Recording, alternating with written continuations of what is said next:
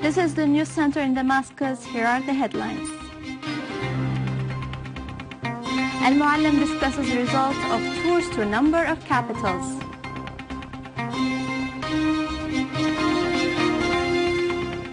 Syrian Arab Army units carry out a series of operations against the terrorist gatherings.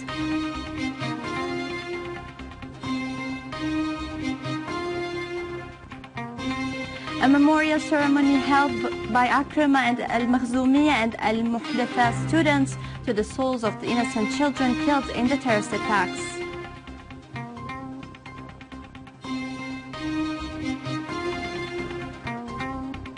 Bakdash ice cream that has a special taste is one of the Damascus' historical characteristics.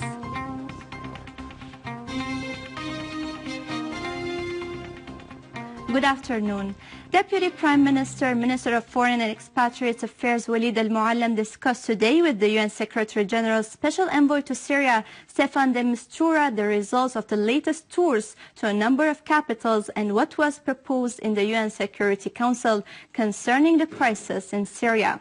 Discussions also dealt with de Mistura's initiative on the local freezing in Aleppo city and the necessity to apply the UN Security Council's resolutions concerning combating terrorism, particularly resolution number 2170, which stipulates funding of ISIS, al-Nusra and al-Qaeda branches, and also resolution number 2178, which stresses the importance of all countries to comply with preventing the access of foreign terrorists to Syria and Iraq. Both sides expressed satisfaction with the results of the talks, which they described as constructive.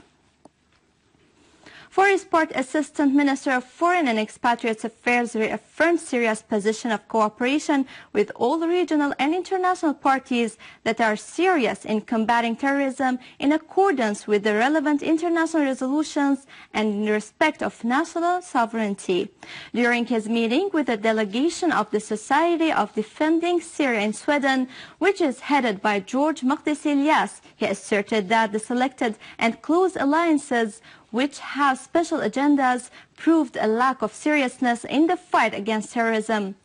Assistant Foreign and Expatriates Minister asserted the determination of the Syrian people to defeat aggression and to purge Syria of terrorism. He also praised the role of the Syrian communities and the friendly societies to clarify the true image of the aggression on Syria and to reconstruct what was destroyed by terrorism. For their part, members of the delegation expressed readiness to contribute to Syria's victory over terrorism and to participate in reconstruction. Paying tribute to the souls of the innocent children who were killed in the terrorist attacks on the schools of Akrama al-Makhzumi and al-Muhdatha in Homs, a memorial ceremony was held by the school students in the neighborhood. The participants planted trees in a garden close to the schools and named every tree on behalf of a lost child. The students in both schools asserted that they would insist on learning, as education is the best weapon to fight terrorism.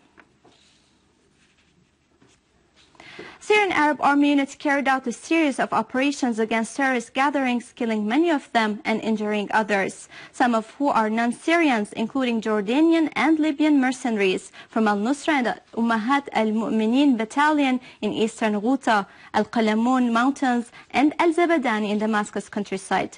In Dara al-Balad, Syrian Arab Army units ambushed a number of the terrorists, killing many of them and injuring others. Syrian Arab Army units also targeted the terrorist gatherings, killing and injuring many of them and destroying their vehicles in Quneitra, as well as in Aleppo and its countryside. Syrian Arab Army units found a tunnel used by terrorists in Jober neighborhood in Damascus countryside. The tunnel runs under the residential buildings in the area and was used by terrorists to move and carry out their crimes. As units of the Syrian Arab Army destroyed 150-meter-long tunnel that connects Tel al-Krum Jabal and Batina in Quneitra countryside. The army units also eliminated a number of terrorists who belonged to al-Nusra front when they were trying to attack a number of military checkpoints in al-Sheikh Miskin town in Daraa countryside. Meanwhile, 114 wanted men turned themselves in to the authorities in Damascus and its countryside, Homs, Hama, and Aleppo. The residents of Ain al-Arab face the terrorist attempts by ISIS to infiltrate into the city's neighborhoods. A local source said that fierce clashes continued after the residents managed to foil the infiltration attempt by ISIS to the eastern neighborhoods of the city, as 2 citizens were killed and 4 others were injured, including a child, with shelling carried out by ISIS against al-Muhajirin camp near Tel Sha'ir to the west of Ain al-Arab. Fierce fighting has erupted between the Iraqi army and ISIS in al-Baghdadi district. An Iraqi source has said that the objective of the military operation was to liberate Heat City, west of al-Ramadi, adding that scores of ISIS terrorists have been killed and 3 of their vehicles were destroyed. In Salahuddin province, tribes of al-Dujayd province have foiled an attack by ISIS and killed 4 of the terrorists, while others fled. The official website of the Austrian television has quoted Mr. St. Hilary, expert on terrorism at the Interpol, as saying that Turkey has facilitated the infiltration of more than 15,000 terrorists to Syria and Iraq and provided them with all what they needed.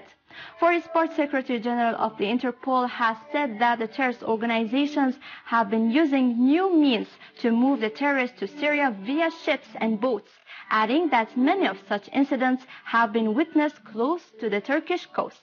The American writer Peter Van Boren has said in an article that the media campaigns launched by the U.S. to combat ISIS proved to be in vain, despite the huge amounts of money paid for that purpose. The Minister of Health emphasized that the results of the laboratory tests for the Ministry and the International Health Organization have been free from polio since January 21st till today, as there have been no new disease cases, whereas the Ministry continues taking all measures for providing the next vaccination campaign in the period between 23rd and 27th of this month.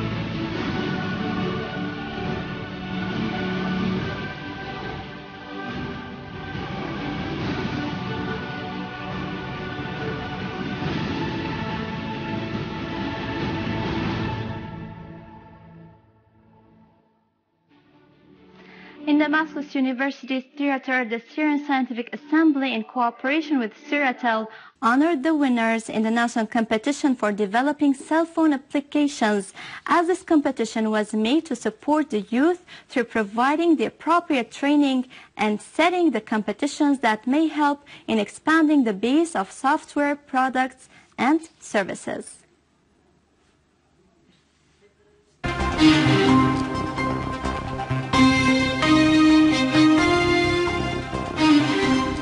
When you are walking in Al-Hamidiyya ancient souk in Damascus, don't forget to have ice cream from the famous Bekdash shop.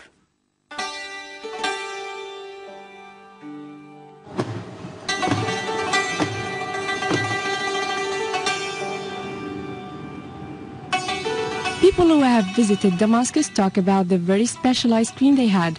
That's why it has become so famous in many countries. When people come to Syria, having ice cream from Bekdash shop is a must. When you enter the shop, you find a very crowded place filled with people from different areas. Only if you are lucky, you would find a seat to have a whole bowl of ice cream decorated with pistachio. You would be so full that you can't even think of having another meal after it. We use fresh milk, we boil it and add sugar, musk and vanilla. After that, we cool it down using ice made of mountain water and salt, and we freeze it inside wooden barrels. There's also a family section. The shop was opened in 1895 and is owned by the Biddash brothers. It is located in the middle of Al-Hamidiyya Souk, which is 600 meters long and 15 meters high, and dated back to 1883. This shop has a place for families to hang out. Someone from the shop holds a wooden stick and makes the ice cream inside a barrel in a rhythmic way, as if playing music, never missing a beat. This is the Syrian mood, and you gotta taste it.